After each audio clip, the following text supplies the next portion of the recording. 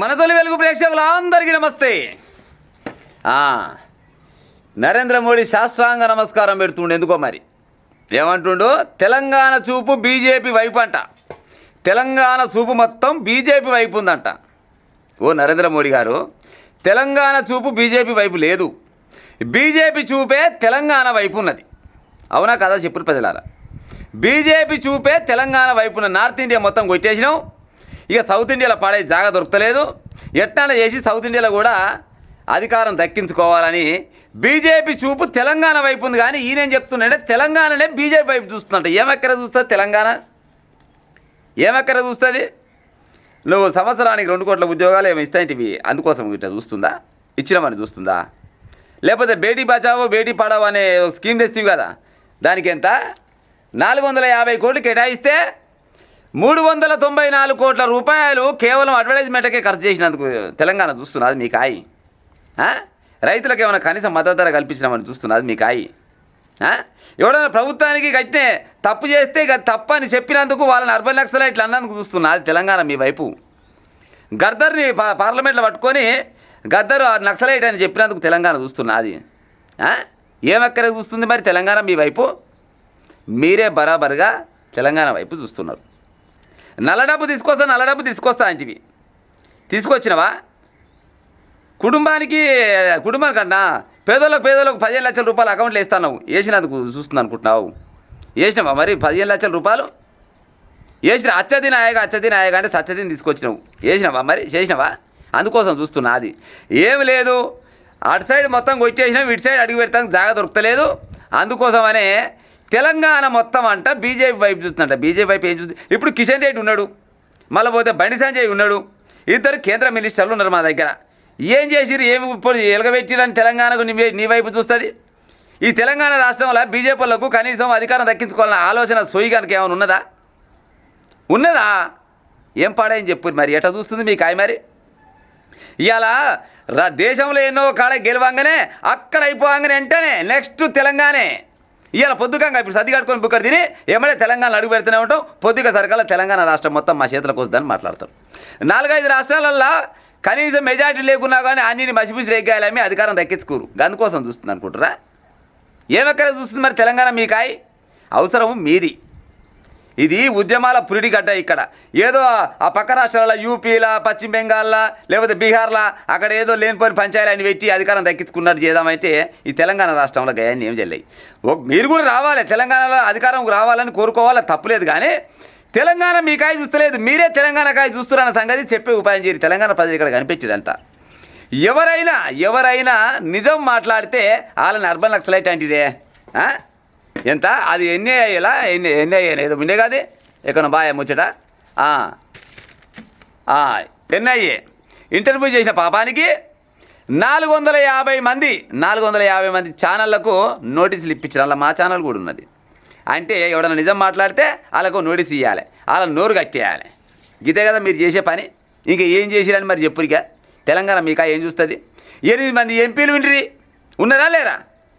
కేంద్ర మినిస్టర్లు 2 పెట్టుకుంటివి. మరి మన తెలంగాణ బడ్జెట్లో మరి ఏమి ఇచ్చినావు చెప్పు? నువ్వు ఏం చేసినాడు తెలంగాణ రాష్ట్రానికి బీజేపీ ప్రభుత్వం? ఏం చేసింది? పలాంది చేసినామని చెప్పి రారి, నష్టం లేదు. వస్తాడన్న వద్దన్నాడా? 2014 నుంచి ఇప్పటిదాకా ఉన్నారు.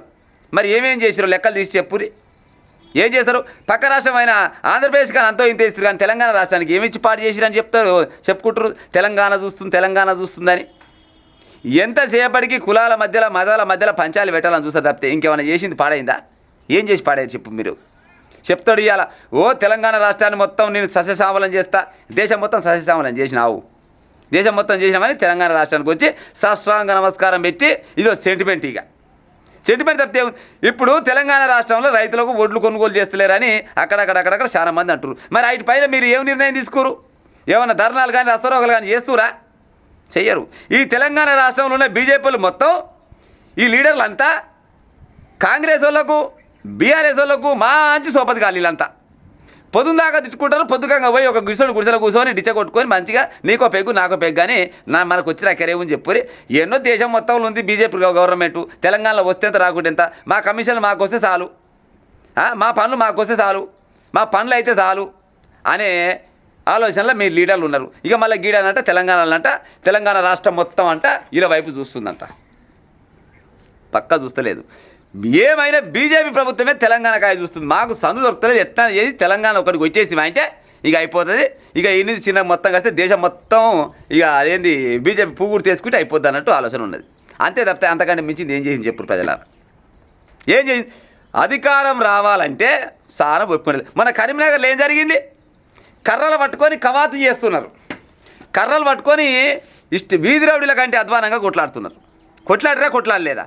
మరి తెలంగాణలో మీ అధికారం రాకముందుకే కర్రలు పట్టుకొని కొట్లాడుతారు. మరి తెలంగాణ రాష్ట్రంలో మీ అధికారం వస్తే బాంబులు వేస్తారా? వేసినా వేయచ్చు, నష్టమేముంది? అధికారం లేనప్పుడు ఆగుతలేరు, అధికారం వచ్చినాక ఆగుతారు లైలు. కరీంనగర్లో మన అందరూ చూసిరు కదా. ఇంకా అట్లా ఉంటుంది ఇలా ముచ్చట. ఈయన చెప్తాడు మళ్ళీ తెలంగాణ మొత్తం మాకాయ చూస్తుంది, తెలంగాణ మొత్తం మాకాయ చూస్తుంది. తెలంగాణ మొత్తం నీకాయ ఏనాడు చూడదు, నువ్వే తెలంగాణ వైపు చూడవలసిందే. విన్నదా? ఒక మూడు సామెత చెప్తాం మీ అందరికీ. ఒక రైతు అంట, సరే రైతు అని ఎందుకంట కానీ ఒక ఓనరు ఒక బర్రె అంట 1,00,000 రూపాయలు పెట్టి కొంటాడంట. 1,00,000 రూపాయలు పెట్టి కొంటే ఆ బర్రె అంట ఒక దూడని పెడుతుందంట. దూడని ఏమాకరికి పెడుతుంది? ఈ రైతుకు పాలియాలని పెడుతుందా? ఈ రైతుకు 1,00,000 రూపాయలు పెట్టుకున్నాడు అయ్యా ఈ రైతు, లేకపోతే 1,00,000 రూపాయలు పెట్టుకున్నాడు అయ్యా ఈ ఇంటి ఆయన కోసం పాలు ఇవ్వాలని, అది పాలు ఏమి ఇయ్యదు, అది దూడ కోసం ఇస్తుంది పాలు. అంటే దాని స్వార్థం దానికే ఉంటుంది, ఈయన స్వార్థం ఈయనకే ఉంటుంది. వీళ్ళకు ఏక నెంబర్ స్వార్థంతో ఈ తెలంగాణ రాష్ట్రం మొత్తంలో ఆడోటి లేని పంచాయతీలు పెట్టాలి, తెలంగాణ రాష్ట్రాన్ని కొట్టేయాలి ఎట్లా చేసి అనే ఆలోచన ఉంది. తెలంగాణ రాష్ట్రంలో బీజేపీ పార్టీ అధికారంలోకి రావాలంటే మీరు గిసోటి పనులైన మానుకోవాలి. తెలంగాణ రాష్ట్రానికి ఎంతో కొంత నిధులు ఇచ్చే ఉపాయం చేయాలి. అప్పుడు ఏమన్నా ఆలోచిస్తారు. అంతేగాని లేని పంచాయతీ పెట్టి దేశంలో ఎన్నన్న ఒక కాడ మారుమూలను ఇన్నో గెలిసంగానే నెక్స్ట్ వెంటనే పొద్దుగా సరికల తెలంగాణ రాష్ట్రం మొత్తం మా చేతులకు రావాలి, తెలంగాణ మొత్తం మా చేతులకు రావాలంటే ఊరికనే వస్తుంది. ఈ తెలంగాణ సాధించుకోవడం కోసం ఎంతమంది ఆత్మ బలిదానాలు చేసుకున్నారు. ఇది ఉద్యమాల పురిటిగడ్డ.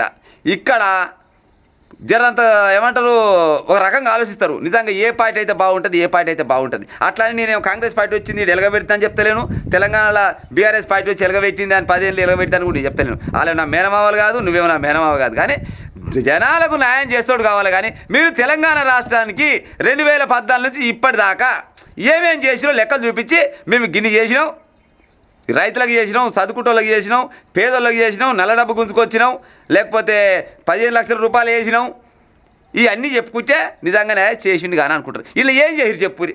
2 కోట్ల ఉద్యోగాలు ఇస్తానండి, ఇచ్చిన అడుగులా ఏడ ఇచ్చిరు? మరి ఏడ ఇయ్యరు. ఏమనంటే మాటలు మాత్రం కోటలు దాటుతాయి, చేతులు మాత్రం గనవ కూడా దాటదిల్ల ముచ్చట.